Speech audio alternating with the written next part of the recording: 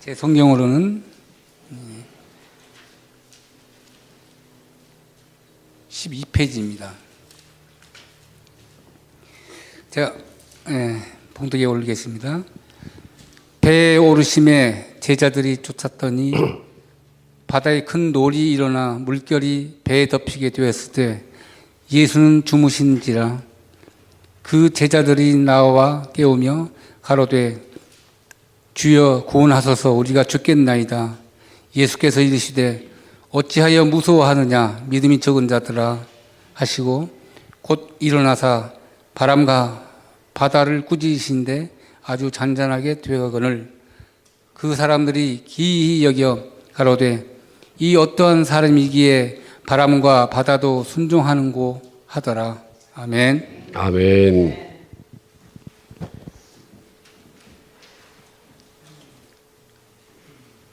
급히 마차를 몰고 가던 청년의 앞을 가로막는 한 노파가 있었습니다.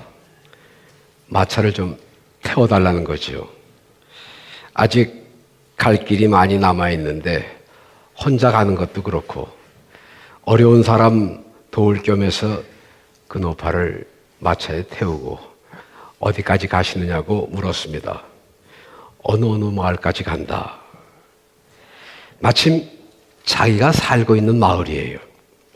그래서 잘 됐다 싶어서 동행이 되어 가다가 이 할머니가 우리 마을은 왜 가는 걸까?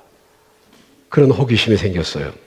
그래서 그 마을에 무슨 일 때문에 가시느냐 그렇게 물었습니다. 그랬더니 그 노파왈, 나는 호열자의 부탁을 받고 그 마을에 아주 마음씨 고약한 사람이 있어서 그 사람들을 잡아가려고 가는 길이다. 그렇게 대답을 했습니다. 호열자라면 무서운 전염병, 콜레라잖아요. 콜라 말고 콜레라. 그래서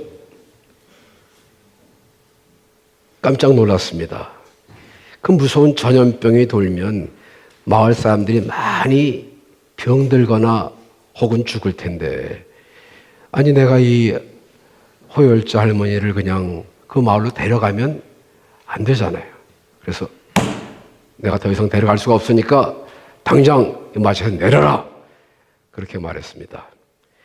그러니까 그 할머니, 나는 아무개 요 세 사람만 잡아갈 거라는 거예요. 다른 사람들은 절대로 해치지 않는다고. 그렇다면 그렇게 약속할 수 있겠느냐? 왜냐하면 그 청년이 생각할 때에도 그 세 사람은 아는 게 아니라 그 마을에 있어서는 안 될 사람들이거든요. 없어져 줘야 될 사람들이거든요. 그러니까 그 세 사람만 잡아간다니까 오케이. 그리고 그렇게 이야기하는 동안에 그 마을 입구에 도착을 했습니다. 그 할머니는 마차에서 내렸고, 그리고 얼마 안 있어서 그 마을에는 콜레라 전염병이 돌기 시작을 했습니다. 여기저기서 사람들이 죽어나가는 거예요. 이 청년의 그 광경을 보면서 마차를 몰고 왔는 그 마차에 태운 그 할머니를 찾아야 되겠다 생각을 했습니다. 그냥 둘 수 없다. 분명히 나하고 약속을 했는데 세 사람만 해치기로. 그런데 지금 여러 사람이 죽어나가고 있으니까 이대로 둘 수 없다. 그래서 여기저기 찾다가 마을 입구에 있는 그 노파를 발견했습니다. 이 요사스러운 할망구야, 약속을 어기고 많은 사람을 죽게 했으니 내가 당신을 그냥 둘 수 없다. 그러니까 그 할머니, 나는 약속을 어긴 일이 없어. 나는 약속대로 죽여야 할 사람만 병에 걸리게 했는데 이 마을에 콜레라가 들어왔다, 그런 소문이 퍼지자 사람들이 조금 머리가 아프면 아이고 나 콜레라 걸렸나 봐, 가슴이 아프면 아이고 나 콜레라 걸렸나 봐, 이렇게 해서 지네들이 지레 겁먹고 죽은 것이지 콜레라로 죽은 것이 아니다. 그런 말을 했다고 하는 이야기가 있습니다. 우리는 종종 미리부터 염려하고 근심해서 불안과 불행을 자초하는 경우를 봅니다. 염려 안 해도 될 일을 미리부터 걱정하고 두려워한다는 말이에요. 그래서 욥은 나의 두려워하는 그것이 내게 임하였고 내가 무서워하는 그것이 내 몸에 미쳤구나 하고 탄식을 했습니다. 두려움이 우리 속에 있을 때에 우리는 그것을 불안이라고 말합니다. 그리고 그 두려움이 겉으로 나타나면 공포라고 하죠. 많은 정신의학자들은 사람이 실제로 타격을 받는 것은 공포에 의한 것이기보다는 불안한 상태 때문이라고 말을 합니다. 공포는 이미 두렵게 하는 이유의 윤곽이 드러나기 때문에 비록 무섭지만 그 공포에 대비할 수가 있고 준비할 수가 있는 데 비해서 불안은 마음속에 있어서 도대체 그 불안의 크기, 불안의 형태가 어떤 것인지를 잘 모르니까 거기에 대비할 수가 없기 때문에 불안으로 인해서 어려움을 당하는 경우가 많이 있다는 거죠. 20세기 신학사상의 거장 폴 틸히 선생은 그의 존재애로의 용기라고 하는 책에서 사람은 3가지 이유 때문에 누구나 다 불안할 수밖에 없는 존재라고 말을 합니다. 첫째로 사람은 내일 일을 알 수 없는, 언제 무슨 일을 당할지 모른다고 하는 자기 운명 앞에 항상 불안을 느낀다고 하는 거예요. 틸히는 이것을 존재의 불안이라고 말했습니다. 그리고 2번째 불안의 이유, 언제 심판과 불행이 닥쳐올지 모른다고 하는 공포에서 오는 불안. 내가 저지른 잘못, 남이 알지 못하는 나만의 비밀, 언젠가는 다른 사람들에게 알려질지도 모른다고 하는 거기에 따른 불안의 심판의 위협, 그것을 도덕적 불안이라고 했습니다. 그리고 우리 인간에게는 3번째 불안의 이유가 있어요. 돈을 많이 벌어도 명예와 권력을 얻어도 왠지 모를 공허, 선한 일을 하면서도 여전히 뒤따르는 불만, 도대체 무엇 때문에 이토록 기를 쓰고 살아야 하는가 하는 삶의 의미와 목적을 알 수 없는 데서 오는 절망, 이것을 영적인 공백에서 오는 불안이라고 불렀습니다.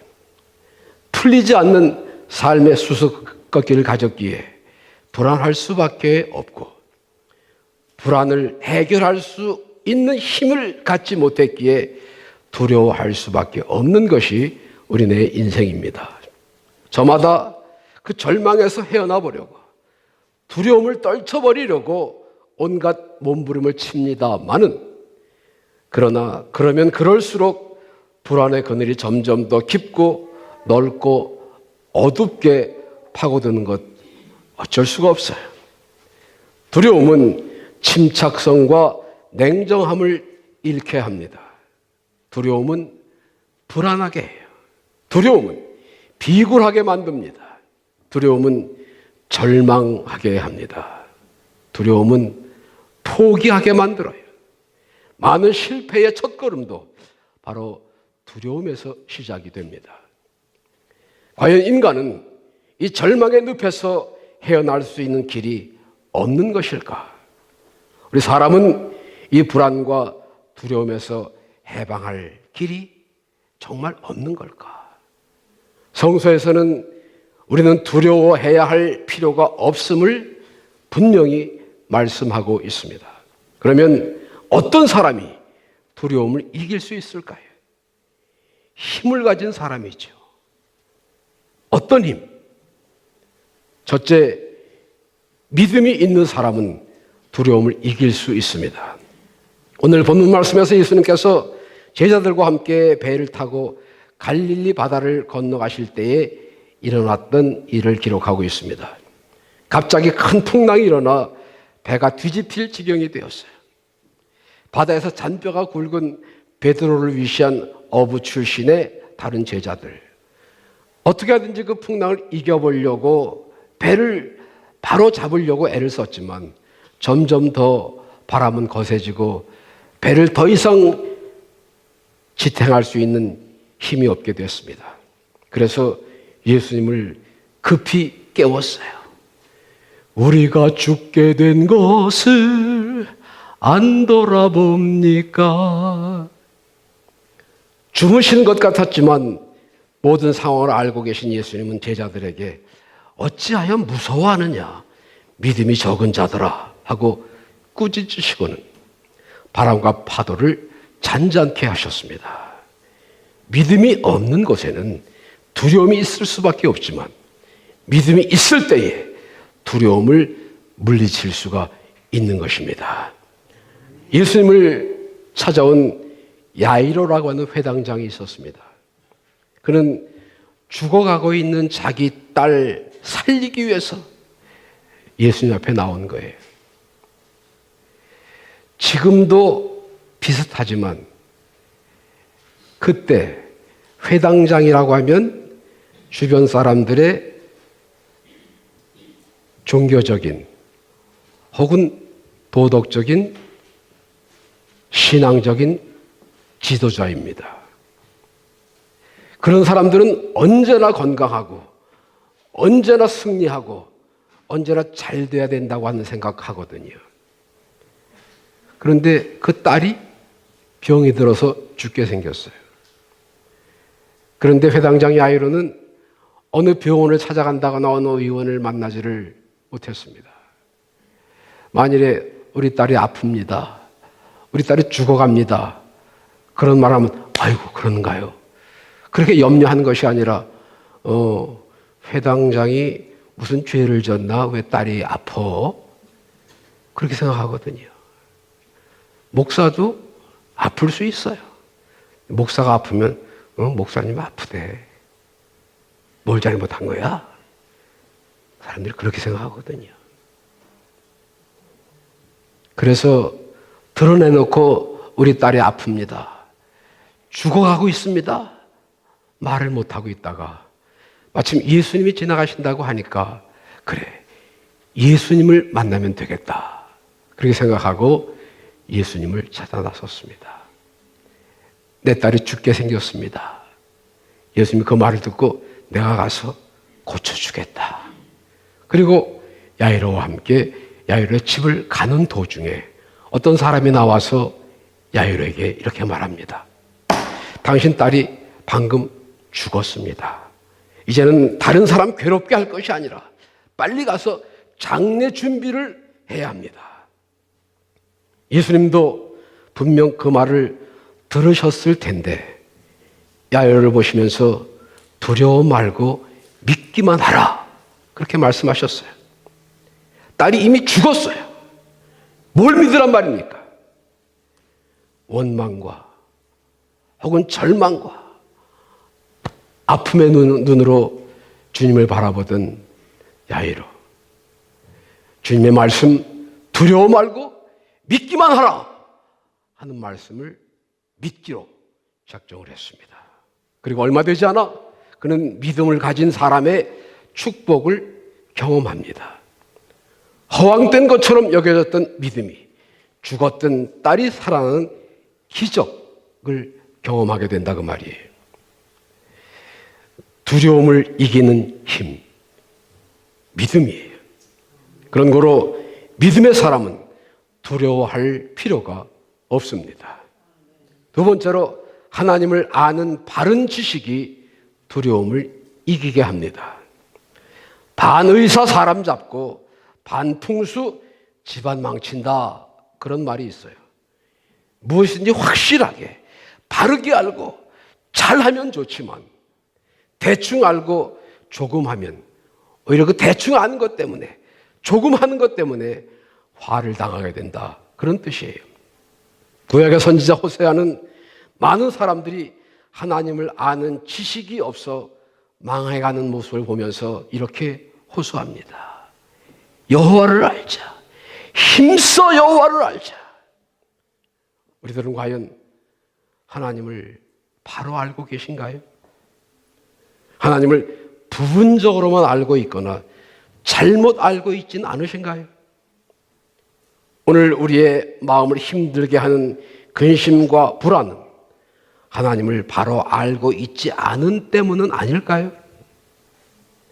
온갖 어려움과 위험 속에서도 하나님의 인도하심과 보호하심, 선하심과 인자하심을 경험한 다윗은 이렇게 노래했습니다. 여호와는 나의 목자시니 내가 부족함이 없으리로다.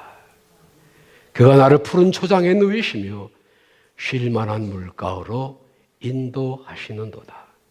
내 영혼을 소생시키시고 자기 이름을 위하여 의의 길로 인도하시는도다. 비록 사망의 음침한 골짜기를 지나야 할 때라도 하나님께서 나와 함께 하신다는 것을 알기 때문에 두려워하지 않는다. 하나님에 대한 바른 지식, 하나님에 대한 절대 신뢰가 다윗으로 하여금 그런 노래를 부르게 했습니다.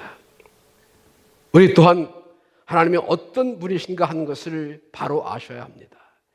대충 적당히 아는 것이 아니라 여호와를 바로 알게 될 때에 우리도 다윗과 같은 노래를 부르게 되고 우리의 모든 근심과 걱정, 불안을 물리치고 승리로운 삶을 살게 될 줄로 믿으시기 바랍니다.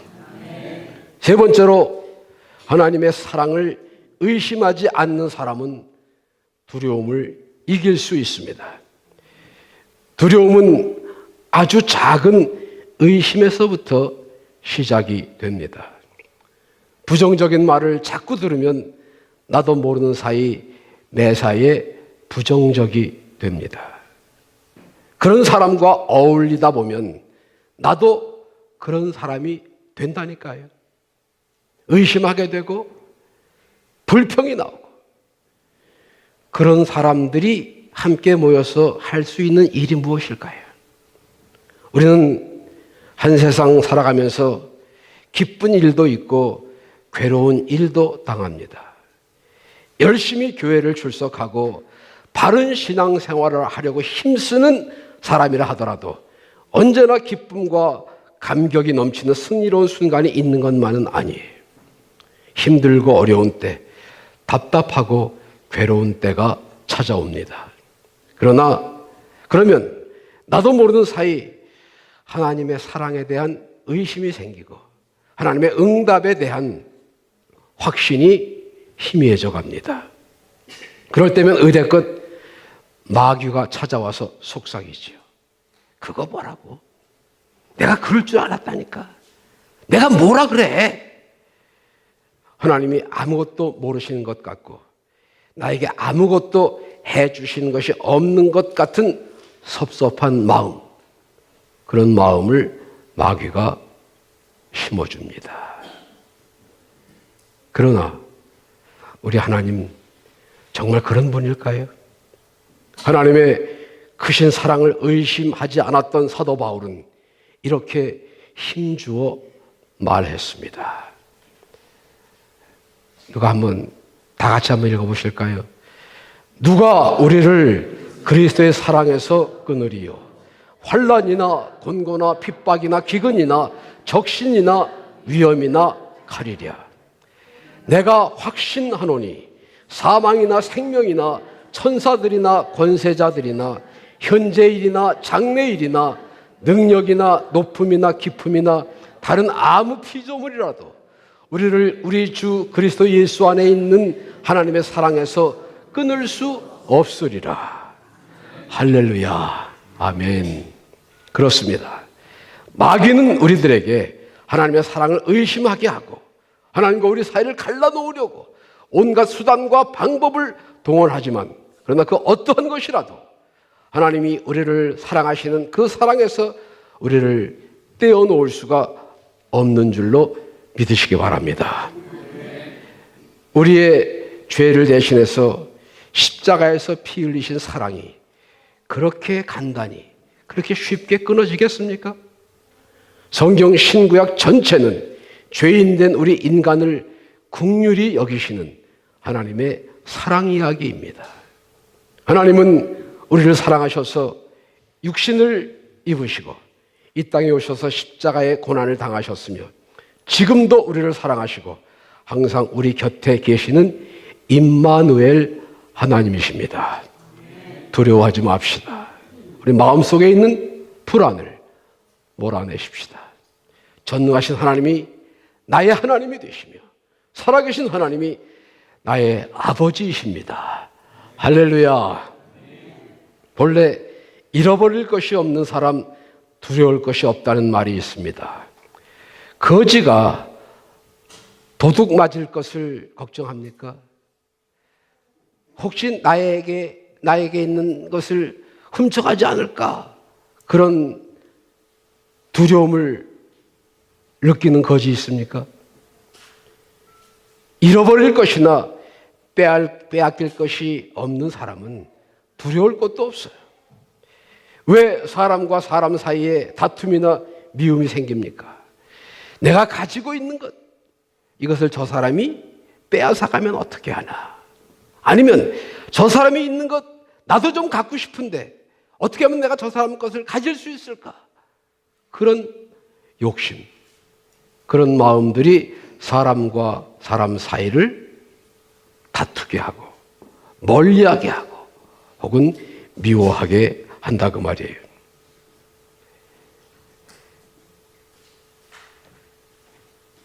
기억하셔야 합니다. 내가 현재 가지고 있는 나의 것이라고 생각되는 것, 내 것이 아닙니다. 그것을 내 것이라고 생각하는 한 우리는 항상 불안한 존재일 수밖에 없어요. 내가 가지고 있는 재산, 지위, 명예, 건강, 시간, 지식 이런 것들은 이 세상에 살면서 필요한 것들이므로 하나님께서 우리에게 맡겨주신 하나님의 선물이라고 생각해야 합니다. 내 것이 아니고 하나님의 것인데 하나님이 나에게 선물로 주신.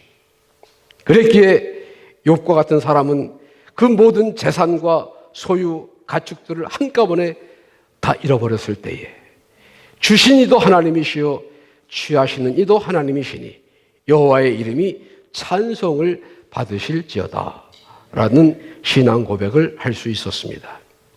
사랑하는 사람은 외롭지 않습니다. 외롭지 않은 사람은 두려움을 이길 수가 있어요. 그래서 요한일서 4장 18절에서 사랑 안에 두려움이 없고 온전한 사랑이 두려움을 내어 쫓나니 두려움에는 형벌이 있음이라. 두려워하는 자는 사랑 안에 온전히 이루지 못하였느니라 라고 말씀했습니다. 사랑 안에는 두려움이 없어요. 온전한 사랑이 두려움을 내어 쫓기 때문입니다. 혹시 우리 마음 가운데 어떤 두려움이 있나요? 그 두려움 때문에 걱정하실 것이 아니라 나의 마음에 온전한 사랑이 없는 것이 아닌가 하는 것을 다시 한번 살펴보실 필요가 있습니다. 네 번째, 성령 충만한 사람, 두려움을 이길 수 있습니다. 우리가 너무나 잘 아는 베드로는 예수님을 3년이나 따라다녔던 제자들 중에서도 으뜸 제자였습니다. 당연히 예수님과 운명을 같이 할 각오를 했어야 옳았습니다. 또 자신이 그런 말도 했어요. 그러나 막상 예수님 십자가에 달리시기 전날 밤 예수님 재판을 받으시는 그 자리에서 예수님을 모른다고 3번씩이나 강력하게 부인을 했습니다. 왜 그랬을까요? 두려웠기 때문이죠. 목숨이 아깝지 않은 사람이 어디 있겠습니까? 그런데 오순절 성령 강림 때에 성령으로 충만하게 된 베드로는 과거에 예수님을 모른다고 부인했던 그 예수님을 위해서 목숨을 걸고 복음을 전파했습니다. 대제사장에 있는 재판정에서도 하나님 앞에서 너희의 말을 듣는 것이 하나님 말씀 듣는 것보다 더 옳은가 너희들이 스스로 판단해봐라 라고 담대하게 말할 수 있었습니다. 사람들이 비웃고 핍박할 때에도 예수 그리스도의 부활하심을 힘있게 증거했습니다. 그것은 베드로의 힘이 아니었어요. 인간 베드로는 비겁할 수밖에 없었고, 배신할 수밖에 없었고, 도망칠 수밖에 없었어요. 그러나 베드로 속에 충만히 임재하시는 성령께서 베드로를 담대하게 만들어 주신 것입니다. 베드로뿐만이 아니에요. 초대교회 신자들, 박해와 위험 속에서도 그리스도의 부활을 증거함에 있어 조금 더 주저함이나 두려움이 없었어요. 성령으로 충만했기 때문이었습니다. 성령 충만한 사람, 하나님께서 나와 함께 하신다고 하는 확신이 있기 때문에 그 말에도 힘이 있고 그 행동도 적극적일 수가 있었습니다. 오늘 본문 말씀으로 돌아갑니다. 누군가가 그런 말을 했어요. 세상은 바다와 같고 우리 인생은 조각배의 사공과도 같다. 그 바다에 떠 있는 조각배. 갈릴리 바다는 본래 길이가 13마일, 넓이가 2.5마일 정도 되는 호수입니다. 우리가 흔히 볼 수 있는 이 워싱턴 레이크의 약 2배 정도 되는 크기의 호수예요. 그런데 왜 호수라고 하지 않고 바다라고 하느냐? 그 당시의 개념으로는 호수라고 하는 것이 그렇게 넓다고 하는 것을 잘 이해를 할 수 없거든요. 비행기를 타고 혹은 배를 타고 멀리 바다를 항해하는 사람이 아닌 한 그렇게 넓은 바다가 있는 것을 잘 모르니까 그 호수가 워낙 크기 때문에 그 호수를 바다라고 생각했을 수도 있겠다. 그런 말이에요. 갈릴리 바다는 본래 하나의 바다이지만 갈릴리 바다, 디베리아 바다, 게네사렛 호수, 그리고 긴네렛 호수 이렇게 네 가지 각각 다른 이름으로 불리워집니다. 바닷가에 가까이 있는 그 마을, 그 동네 이름을 따서 그렇게 불려져요. 그만큼 그 호수가 크다는 말이죠. 이 바다의 북쪽에 있는 항상 눈이 덮여 있는 높은 헐몬산에서 눈이 녹은 맑은 물이 흘러내려와서 호수를 이루었기 때문에 그 물 맑기가 수정과도 같다고 해서 유리바다라고 하는 별명을 가지고 있기도 합니다. 평소에는 그토록 잔잔하고 맑던 갈릴리 바다이지만 언제 어디서인지도 모르게 불어오는 강한 바람으로 인해서 갑자기 큰 파도가 밀려오게 되고 그리고 엄청난 풍랑이 몰아쳐오기도 합니다. 마치 우리 인생살이와도 매우 비슷해요. 이제 좀 살만하다 싶으면 꼭 뭔가 일이 터집니다. 조금 잠잠하다 그래서 숨을 돌리려고 하면 전혀 예상치 못했던 또 다른 일이 생겨서 정신을 쏙 빼놓습니다. 갈릴리 바다를 건너가던 조각배의 사공과도 같아요. 원하지 않는 파도, 예상할 수 없는 풍랑. 그런데 이런 풍랑이 꼭 나쁜 것만은 아닙니다. 지금은 엔진 달린 배가 엔진의 힘으로 그냥 바다를 지나갈 수 있지만 예전에는 배에 사공이 노를 저어서 그 바다를 가곤 했습니다. 짧은 거리라면 그냥 노를 저기도 할 수 있지만 가는 거리가 멀다 보면 그것을 일일이 노를 져서 가기에는 정말 시간도 걸리고 힘이 들죠. 근데 바람이 싹 불어오면 그 바람을 이용해서 배를 잘 운전해서 조금 쉽게 갈 수가 있어요. 그런데 바람이 아주 순풍만 불어오는 것이 아닙니다. 강한 바람이 휘몰아쳐 올 때가 있어요. 그러면 그 강한 바람에 배를 지키기 위해서, 배가 뒤집히지 않게 하기 위해서 사공은 최선을 다합니다. 어떻게 하든지 배를 잘 지키기 위해서. 그렇게 하고 파도가 지나가고 난 다음 한숨을 돌립니다. 휴. 그러고 보면 배가 어느 틈에 굉장히 멀리까지 와 있는 것을 볼 수가 있어요. 그냥 내가 노를 저어서 왔더라고 하면 한참 더 와야 되는 그런 거리인데 풍랑 때문에 그 배가 아주 빠른 속도로 내가 가야 할 곳까지 와 있는 그런 때 말입니다. 찬송도 이렇게 해요. 이 풍랑 인연하여서 더 빨리 갑니다. 이 풍랑 인연하여서 더 빨리 갑니다. 오늘 우리의 삶도 크게 다르지 않습니다. 파도가 몰아쳐오는 그 순간 정말 고통스러워요. 두렵습니다. 절망스럽고 포기하고 싶어요. 그러나 중요한 것은 내가 가는 그 길이 주님이 함께 하시는 길이냐. 아무리 길이 멀고 험하고 어두워도 주님이 함께 하신다면 이길 수가 있습니다. 아무리 풍랑이 몰아쳐도 나의 배 안에 주님이 계시면 풍랑은 결코 우리의 배를 뒤집지 못합니다. 오히려 그 풍랑 때문에 더 빨리, 더 멀리 갈 수가 있어요. 그런 거로 가는 길이 멀고 험하다고 해서 불평하지 맙시다. 풍랑이 거세다고 두려워하지도 맙시다. 풍랑 그 자체가 문제가 아니라 그 풍랑을 헤쳐나갈 힘이 우리에게 없기 때문에 두려운 거예요. 그러나 우리 그리스도인들에게는 힘이 있습니다. 믿음. 주님이 나와 함께 하신다고 하는 믿음 말이에요. 내가 비록 사망의 음침한 골짜기를 지날 때라도 주님이 나와 함께 하신다는 믿음 있으시면 아멘 하십시다.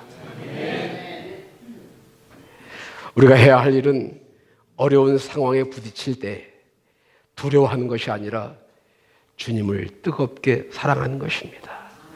주님을 사랑하면 내가 사랑하고 나를 사랑하는 그 주님이 나를 보호하시고 나를 지켜주실 것이기 때문입니다.